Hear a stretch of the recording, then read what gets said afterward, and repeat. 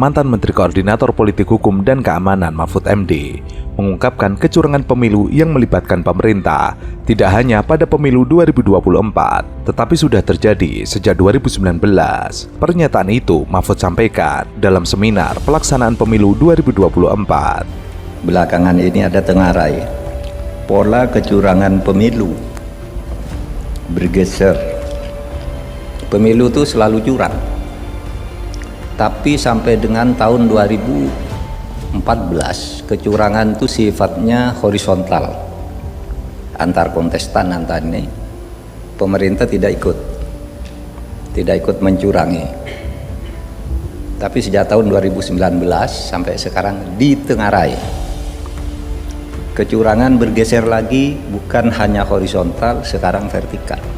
Kalau horizontal itu parpol melawan parpol, anggota parpol melawan parpolnya, paslon melawan paslon, itu horizontal. Kalau dulu di zaman Orde Baru itu vertikal, semuanya sudah diatur, yang menang harus ini, yang kalah ini, suaranya begini. Di Orde Baru itu dihapus selama era reformasi dan kita berhasil melakukannya dengan cukup baik. Tapi sejak 2019 bergeser menjadi horizontal lagi, melibatkan aparat. Ini tengarai, ya, yaitu kecurangan melalui mobilisasi aparat dan penggunaan fasilitas negara secara disamarkan. Fasilitas negara dipakai, tapi dipakai alasan-alasan yang ada aturannya, tidak apa-apa, ini berdasar itu, padahal itu kecurangan. Sehingga kecurangannya menjadi terstruktur, sistematis dan masif. Mahfud mengatakan pemilu itu selalu curang, tapi sampai dengan tahun 2014, kecurangan itu sifatnya horizontal antar kontestan, pemerintah tidak ikut curang. Tapi sejak tahun 2019 sampai sekarang, ditengarai kecurangan bergeser lagi, bukan hanya horizontal, sekarang vertikal. Ia menjelaskan, kecurangan pemilu secara vertikal merupakan gaya pemerintah Orde Baru. Pada masa itu, siapa yang kalah dan menang sudah ditentukan sebelum pemungutan suara. Notabene-nya, praktek tersebut sudah bisa dihilangkan sejak era reformasi.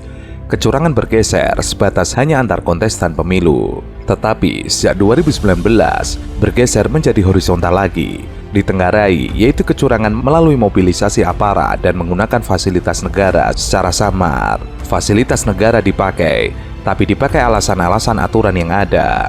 Mahfud meyakini kini kecurangan pemilu menjadi terstruktur, sistematis dan masif. Oleh sebab itu, ia meminta kepada kelompok masyarakat sipil dan akademisi tidak tinggal diam. Mahfud meminta setiap pihak terima putusan MK yang menolak seluruh permohonan perkara hasil Pilpres 2024. Meski demikian, putusan MK itu harus tetap dikaji agar ada perbaikan untuk pemilu ke depan.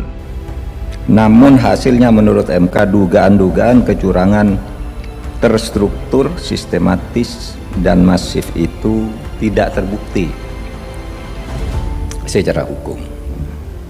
Nanti Mbak Bibif ini bisa menjelaskan tidak terbukti secara hukum. Nah, sekarang disclaimer saya begini, saya sendiri sebagai mantan paslon Pilpres 2024 tidak bisa lagi mempersoalkan vonis MK atas hasil Pilpres 2024 itu, demi keadaban dalam berhukum. Meskipun misalnya merasa tidak puas atau kecewa atas putusan MK, saya harus menerima vonis MK itu sebagai produk pengadilan yang final dan mengikat. Saya ikut kaidah fikih yang berbunyi hukmul hakim yarfa'ul khilaf. Putusan hakim itu harus mengakhiri perselisihan. Kalau sudah inkrah ya inkrah. Karena saya membayangkan gini, kalau saya tidak puas, gugat lagi, berubah, yang sana tidak puas lagi, berubah lagi, itu tidak selesai-selesai. Oleh sebab itu prinsip di dalam hukum itu hukmul hakim yarfa'ul khilaf. Putusan hakim meskipun salah, kalau sudah inkrah ikuti, agar negara tidak kacau, rakyat tidak menjadi korban. Nah, saudara, bagi saya, bagi kita, yang penting negara ini harus terus berjalan. Tidak boleh mandek, apalagi menjadi kacau hanya karena pertengkaran yang tak kunjung usai, sudah menggugat lagi, kapan selesainya? Ya. Perjalanan menjaga negara dan keharusan munculnya pemerintahan sesuai dengan konstitusi harus dinomorsatukan. Mahfud juga memberikan catatan, sebagai mantan cawapres peserta Pilpres 2024, ia sudah tidak lagi mempersoalkan keputusan MK soal hasil Pilpres 2024 yang sudah diputuskan. MK telah menyatakan tidak ada bukti kecurangan pemilu 2024. Sebagai warga negara, Mahfud menyatakan dirinya mengikuti kaidah fikih, hukmul hakim yarfaul khilaf, yang artinya keputusan hakim mengakhiri perselisihan. Ia sebagai seorang muslim punya pedoman dalam bernegara. Jika ditanya apakah puas, jawabannya tidak puas karena ini adalah kontestasi. Tetapi dalam tuntutan agama, keputusan hakim harus menyelesaikan perselisihan. Jangan diterus-teruskan, kalau sudah diputuskan ya sudah, terlepas puas atau tidak puas. Itu cara bernegara dengan memberikan keadaban. Ingat, ada diu. Vox populi vox Dei. Suara rakyat itu adalah suara Tuhan. Tapi itu artinya bukan rakyat itu sama dengan Tuhan. Itu artinya Tuhan akan selalu membela rakyat yang memperjuangkan kebenaran. Itu arti vox populi vox Dei.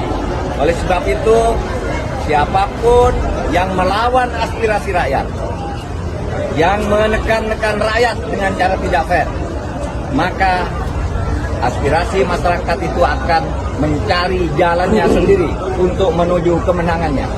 Ingat ini. Terima kasih.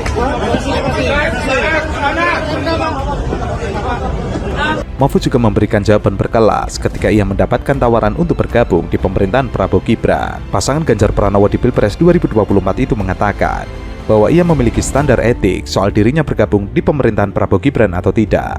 Namun Mahfud MD menegaskan bahwa ia akan memberikan jawaban atas pertanyaan soal gabung atau tidak ke pemerintahan Prabowo Gibran, kecuali yang bertanya ialah pihak-pihak yang berwenang. Ia mengatakan pertanyaan ini jika dijawab apapun menjadi kontroversial. Kalau ia menjawab oke, nanti akan menjadi masalah di mana letak standar etik. Kalau bilang tidak, kenapa? Oleh sebab itu, ia tidak akan menjawab kecuali pihak yang berwenang atau yang punya hak untuk menanyakan itu dan mendapatkan jawaban darinya.